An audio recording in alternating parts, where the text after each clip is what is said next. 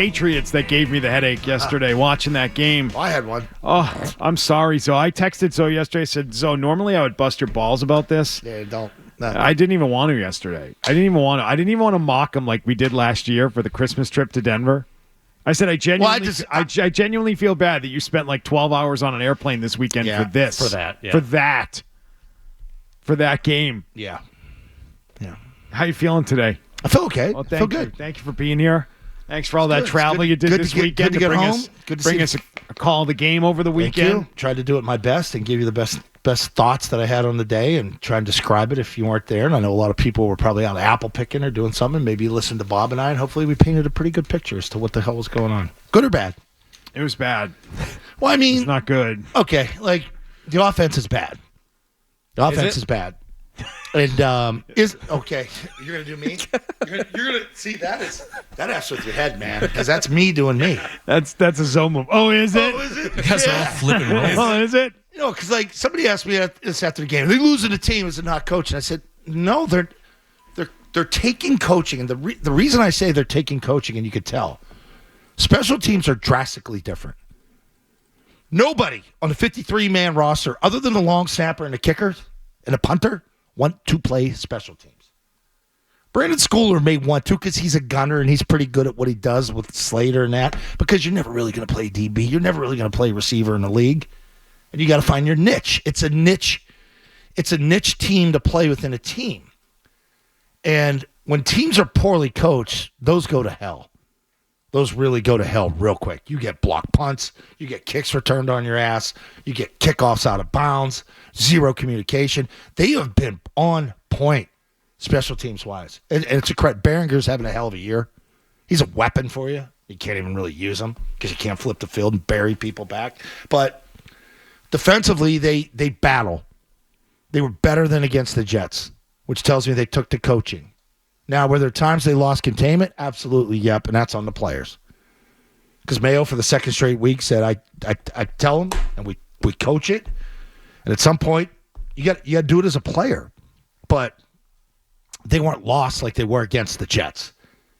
They let your team hang in there. Like, that game felt 28-0, and it was 13-0, 16-0. Like, you're there. But in the back of your mind, you know, we're never going to move the ball. And then once you get down two scores and it's a two-possession game, it just feels so defeating as to other years. Like even going back to like even last year or the year before. Like I've seen Mac play decent football to where, okay, they're going to find a way to get this going. I don't feel that right now unless there's like a quarterback change. And I think it's time. I think this is the week. It's the week because it is week one, and I love Jacoby for his toughness, and I think we know what he is, right? Like, week one played about as best as he could on the road, picked up plays with his legs, picked up first downs, protected the football. And each week it's gotten progressively worse. You know what I mean? There's nothing like, there's no build from week to week to where you say, okay, this thing is starting to come around. Yeah, they're not putting anything together, right? So there's just nothing coming together there. There's no real progress there to look at. Fumbling, you can't throw a pick six. He can't come in here and throw a pick six when another guy's open on the other side of the field. Nobody 8 yards around Pop Douglas. Can't have that happen. And then have the player catch it, fall down, lackadaisically get up, and then, nobody touched me. I'm going to go score. If Drake Maye is looking as good as we've heard he's been looking in practice, you know that there are other guys on that team that are saying, we got to change something. I think Rappaport's report is BS. I think maybe there's too many people talking about it. I don't know. But I trust the people there every day. I trust Mike Reese, who's going to sit in with us tomorrow. I trust Phil Perry, who is in with us every Friday, who immediately after game sort of called BS on it because he has talked to people that thinks this is trending more towards May playing and not where, if you listen, and everybody listens to Rap Sheet because it's a national report, right? Everybody listens to him and Schefter. Yeah. Oh, that's gospel. And we're going to get to it. We're going to play it. And I know, and I'm getting ahead of myself here. You are. But it's just like, it's the whole day of what it is and the way I feel coming out of it that I said immediately on fifth quarter after game, it's May time. He's going to make mistakes. What was the worst moment of the day for you on offense? The pick six, obviously, because it's points. But the sequence of we're going to play hokey poke with fourth down and pretend to tush push, then burn the timeout. That was it. Let them get set. That was it. And I lost on practice. Like, you were in regular personnel. Just, you got him. Go up there and run the ball. Pitch it to Ramondre. Let him go outside. He'll pick it up. That allowed them to adjust, to get their bigs in. They went goal line. Yeah. And you were toast. The worst sequence of events I saw all day. You got too cute coaching right there. They line up. He won't do that again. Like, he'll learn. They try and draw them off. He'll learn from that. But Gerard could have offensive people, and like Ben McAdoo company tell him, hey, this is what we got to do. They then burn a timeout. They then allow for substitutions. And then all they do is try and run it up the gut with Ramondre Stevenson against a very loaded box. What the hell was that? I saw that sequence of events, and I immediately thought to myself, this is why Alex Van Pelt doesn't have a chance to survive the year. In the next season. Let me correct myself there. They're not fine. He's not going to make it to next year. He's not. And I could already hear in the postgame more of what I think has started to seep out through Gerard Mayo's public comments. When he said schematically, he referenced right out of the gate that schematically they needed to be better. And I thought he was trying to maybe indicate that it's not just the fact that they don't have talent on the offensive line. Did you pick up on that? Did you hear my pregame interview with him? No, I did not. Okay. So Gerard was pretty enlightening on it. He said, because I asked him, like, do you feel like, and I credited him because that's kind of how you have to. We're talking about the Jet game and what we're going to see going into this game. I'm like, coming out the Jet game, I said, it felt like it was a concerted effort to get Pop Douglas the football. And he goes, yep, totally was. He was in the game plan. And I said, do you feel like you're lacking? You need more production from the other perimeter guys. And he said, we hope to get that, and we're going to do that with quick throws today. We're going to get the ball out, slants, quick outs. He said that to me. Like, they tried that a couple times, and then that's schematically, that's the plan, that's game plan. It's not on one player. It's not the player didn't catch the ball, the player didn't block, the player didn't throw. Schematically that's design, play design. Like, they even had that play where they gave it the pop and he threw it over Like, they're adding that stuff because I think you're getting desperate to have big desperation. Plays. That's a empty the kitchen sink early in the year desperation play. I appreciate that. Yeah, it's creativity. It should have desperation. But I think Gerard is pretty damn. He's transparent and he gives you truthful answers. I don't know if that's hurtful because people go after that. Like, well, why would you give him the play? Well, like, people, he's giving you something. He gave me something in that, So, yeah, I appreciate that. And it gave me hope going into the game. Okay, maybe it's 1, 2, 3 and get the ball out. He's not going to get T-boned, and then all of a sudden. No offense, T-Bone. But, we're going to get rid of that deep play action. What happened? 2 deep play actions right behind the center. Well, Katie bar the door, man. Boom. Boom. Boom. Can't run that. And the coaching wasn't good across the board yesterday. It wasn't. There were questionable coaching decisions that Gerard Mayo made in this game. Questionable to not go for it. 4th and 3. On 4th and 3. Questionable how they handled the 4th and 1 situation. Questionable how they did not challenge the Kittle catch, but challenge the Ayuk catch. I mean, there were plenty of things to look at in this game and say, well, I don't know that the head coach is doing a great job himself. But you know what? Here's the part that stinks. It doesn't really matter. If they had done a great job coaching yesterday, I don't think the result is any different. No, I know that, but so that's why it's hard to get. I know you're saying from a results standpoint, it doesn't matter. It didn't lose. And it doesn't lose them the game, but for 4 quarters, you need 53 guys to play hard. And when you get down, have that. No, they're back. They're back to playing hard, which is good off the Thursday game. But you string 4 of these together where you're down by double digits, and it's only going to get harder. It's a futile part of it. Like that's what you've got to correct and eliminate to make sure what I said. And I always stand by. Like 4th quarter, keep it close. Having a game in the 4th quarter, and you're doing something. Now, the results might not be there, and they're going to stack up. You're going to have a lot of losses, but not getting your ass blown out like Carolina does every week or did a year ago. Like, you don't want to be that. So if you don't clean up these, we got to be quick to challenge this. We got to be on it upstairs. You're carrying twice as many coaches. You got to have more eyes on it. I knew right away when we get the truck feed, and they're getting the truck feed. And I knew right away from the end zone shot, Kittle trapped that. You see the ball go to the ground, move on the belly, and he rolls over it. That is always 100% of the time a trap. Ayuk's kind of looked the same way, too. Kittle's was more evident, I thought. Oh, yeah. Ayuk at least squeezed the ball around the sides. He didn't have his hands under it. Ayuk's ball didn't move as much as Kittle's hit the ground moved, and you could see him trying to shuffle. I don't know if they would have overturned the Kittle one either. No, I think there's enough evidence. Yeah? Yeah. Because I'm screaming, throw it. As soon as I saw that, I know how they are with these things now. It's like, close enough. It was a catch. Right. I thought Polk's was a catch. It was a great effort. It was an awesome effort. Because he got left foot. I know the right foot didn't come down, so is that really the technical part of the roll? But when you fall and your ass hits in ground, doesn't that count? Like your body's in bounds? I gotta read the rule book on that. All right. I didn't have it during the game, but like to me, I know it's not bang bang left right. But Polk's like left ass cheek hit. After he caught it, he's going down. That to me is a catch. The ramp-up process has not begun on Drake Maye. They're still sticking with Jacoby Brissett. Gerard Mayo seemed to echo that this morning. He's going to talk again to the media at 11:20. I assume he'll say more of the same when he does that they're sticking with Jacoby Brissett. I don't think we're going to see Jacoby Brissett against the Dolphins this week based on those factors. You mean you don't think? I'm sorry, Drake. Okay, I meant to say Drake Maye. Yep. He said in his radio interview that they're sticking with Brissett. Yep. Yeah. They moved him up to 10, not 11-20. Oh, did he already talk? He's 100% the starting quarterback. Okay. He says. So there you go. Wow, that changed fast. Yeah. What happened to 11:20? Get out of the way. Okay.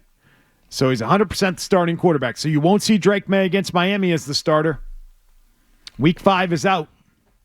Not going to happen week 5. They're sticking with Brissett. Man, this team has no hope. Seriously, no hope. I'm not sure they're going to win this game against the Dolphins. No. Like, I really don't. I don't think that's a game they'll win. I don't believe in them to win any game with Jacoby Brissett, man. Have you been following Surround Battle on Twitter? I do follow him. I don't know if there's anything specific that I... His stuff right yesterday. What's he got? He never has been like the biggest May guy because he was close to it being down there in Carolina, and then he went to the workout, and now he's like all in on May. And this is kind of my point on the whole thing. These ridiculous landing spots and target dates. He goes, who the hell do you think your left tackle is going to be in Week 10? Joe Thomas? Yeah, I know. I don't get it. Do you think you're trading for Devontae Adams and he's coming in here, and that's going to be the spot you put him in? What are you waiting on? Well, I can tell you why you waited in the beginning. Oh, I agree with that. There's good reason to sit him down for a month or two. Oh, no. I totally agree with that. And I've called 4 games where I've seen it. No. No, it's not because they don't have an offensive line. That's never been my reasoning. You know that.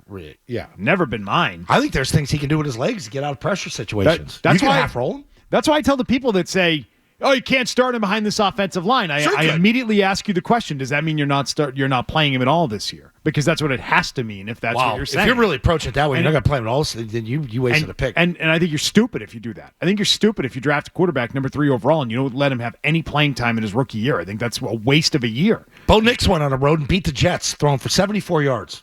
Yep. My favorite moment was right after the Patriots game ended. If you stuck around, if you somehow were still there at the end of the Patriots game, and you waited through the post-game interview with Pam Oliver and Brock Purdy and everything else, and you listened to Gronk and Terry Bradshaw. Gronk was saying, "Don't play." I heard it. Don't play Drake Maye. Give him more development. Yeah. Play him at week 12. Terry Bradshaw was like disgusted by it and just goes, "You're not going to develop and learn anything by not playing." And I just thought to myself, Terry Bradshaw would know. Terry Bradshaw would have an idea. Terry Bradshaw was like, "No." I had season tickets. I play was the kid. I saw it all. I was a kid. I vividly remembered it. He got his ass kicked early years. He had that stupid bar face mask, that single double bar, and then people used to punch him in the face. Like he got his ass kicked. And then he won 4 early. Super Bowls. Yeah. That's what he didn't get Thomas Henderson said. He couldn't spell cat if you spotted him to C and E. That's how dumb Terry is. And then he went out 4-0 in Super Bowls. Yeah, I'd listen to that guy. But yeah, that's what you have to ask. Like, I don't know the line. football. You're never going to play him. He's all done. I've been around football for 40 years. I just don't know football if number 3 picks just never play here. Like, because your team's not good enough. That's absurd to me. That is absurd. Get in there, learn, elevate other people. So back to what you said, though. You think this is an agenda that someone's pushing on Rap Sheet? Where he's getting that from? Well, I think what happened last week, all the internal reporting of like Paul Perillo, Phil Perry, was it Mark Daniels? I believe. Talked to multiple coaches. So, yeah. Like coaches were talking, players were talking that the May is just like what some coach went to May at practice said, I hate you because you're so damn good. You that throw, like I hate you. We can't stop that throw. Like that stuff was building all week to the end of last week. And it felt like someone put it out there to throw cold water on it yesterday. Let's get the Rap Sheet. Yeah, I wonder where that we played it. I know that, yeah. But I'm saying I wonder where that came from. Where it came from. I got an idea. Elliott Wolf or Alex Van Pelt. The longer Alex Van Pelt plays Jacoby Brissett, and the longer he has injuries at left tackle, and the longer he still trots out Tyquan Thornton, why is that guy still getting playing time? Pictures. That blows my mind. Pictures. Right? What does he have? This is like N'Keal Harry all over again. How is it that this guy gets playing time? Why is he on the field? N'Keal Harry can block. Oh, right. This guy doesn't block. No. Same thing, though. Same problem. You're like, where's the rationale behind playing? N'Keal Harry can go up and fight for the ball, at least in a jump ball scenario. Like, he's not fast. This guy doesn't do it. Not a great route runner, but he'll knock your freaking head off. Like, why are you not getting these young kids out there, even if they stink too? At least you're getting them reps. Put Booty, Polk, and Parker out there. Douglas, not Parker. Douglas. Sure. You know what I'm talking about. With the two tight, you got two serviceable tight ends. But the longer he does this, the longer it's not about him being bad at his job. It's more just about terrible roster. Terrible bad roster. Are they afraid to put Drake in because if it looks it will as bad. expose? If he goes in there, flashes, and it's still just like a train wreck, but he looks really good and he's hanging in there like, holy crap, we really screwed this kid. Like, they don't want that on display. Yeah, that's my point. Well, no, it's like they just handed you the keys to a Ferrari, but you don't know how to drive. Yeah. Or you come flying out of that parking lot. There's going to be times it looks great. Clean that thing up, put some shine on the wheels. Whew. Rev that thing. And then you hit a pole. Yeah, like, it's going to be that tight. But he will make mistakes. Like, what is the fear other than injury? I've never seen this with a player where you're so afraid of injury. Because really, it's about injury, right? We're going to get killed in that line. So you're going to get killed in that line. Players play. But if I want to make Good it to year players 2 as play. the offensive coordinator and I ride Jacoby Brissett for as long as I possibly can here, and I just say, hey, I have a quarterback. Look, we're limited on the roster. It is what it is.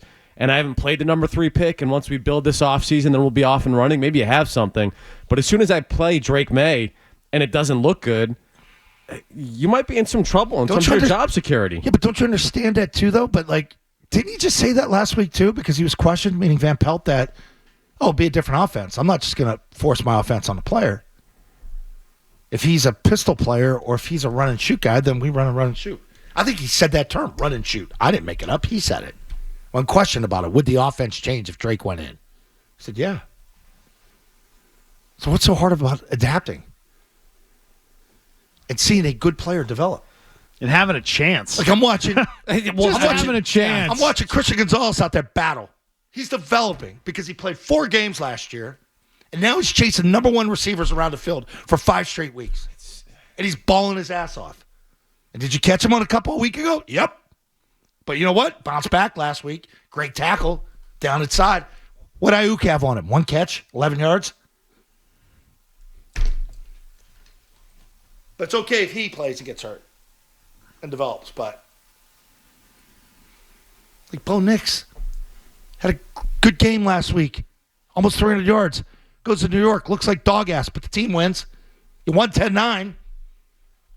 That's how you win. That's our recipe to win. Play good defense. Keep it down. Keep it close in the end, and we win. That's why you won week 1. That's why you were competitive week 2. You had Seattle. You let them off the hook. I think the Thursday game was more of a blip because they came back and played with effort after 10 days. Just special teams are drastically better. Your defense is extremely competitive. You've lost Judon. You've lost Bentley. You're down Duggar. And Peppers is out there flying around balling. People are trying. Jennings didn't start. Uche went in. He got trashed down inside, but he got better as the game went on. You're taking a coach into competitive. The problem is your offense. And there's something sitting there waiting for you to help that offense. Why not use it? Why not break glass in case of emergency? Hit it. Pick the hammer up. Tap it. Tap, tap. Hey, if you like that clip, check out more videos from Zolak and Bertrand right here. For more Patriots analysis and opinion, hit this playlist. And for all the latest from the Sports Hub, download the app at 985thesportshub.com.